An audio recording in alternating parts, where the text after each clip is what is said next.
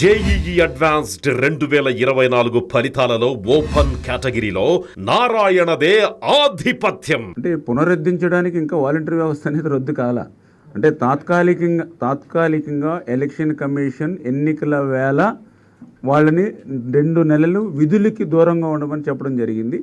అంచేత అది రద్దు అవుతే మీరు చెప్పినట్లుగా పునరుద్ధరించడం మాట వస్తుంది. అంచేత వాళ్ళు కంటిన్యూషన్లో ఉన్నారు.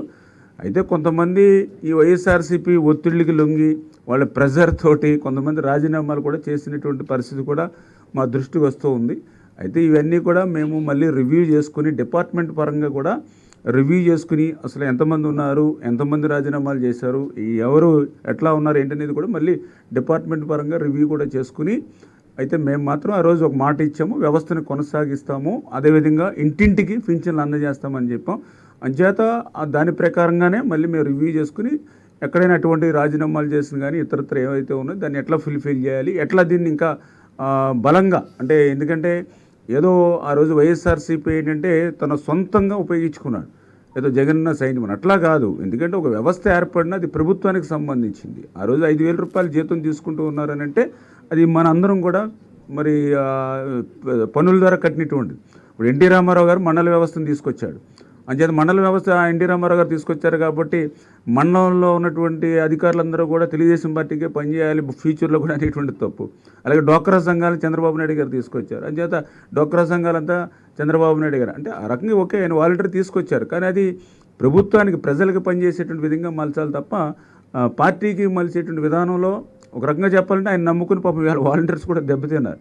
ఎందుకంటే 5 సంవత్సరాలు చాలీ జీతం 5,000 రూపాయలు ఇచ్చి ఈరోజు ఆఖరిని వాళ్ళని ఇంకా స్ట్రెంగ్తన్ చేయవలసింది పోయి మీరు రాజీనామా చేయండి అని వాళ్ళు రోడ్డును పడేసాడని అంటే నమ్ముకున్న వాడిని కూడా ఏ రకంగా నట్టేట ముంచుతాడో అది కూడా ఒక ఉదాహరణ జగన్మోహన్ రెడ్డి.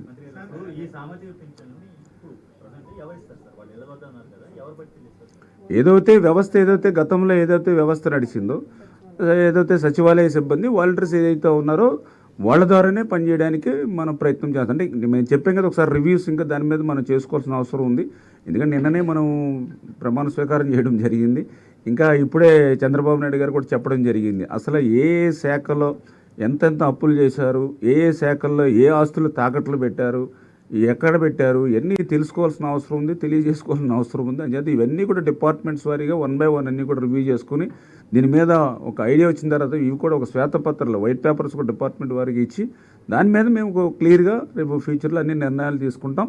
కాకపోతే ఖచ్చితంగా ఇంటి దగ్గర ఇస్తామని ఏదైతే చెప్పామో ఆ మాట నిలుపుకునేటువంటి విధంగా వాళ్ళ గుమ్మం దగ్గరే పింఛన్ ఇచ్చేటువంటి బాధ్యత అయితే మాది.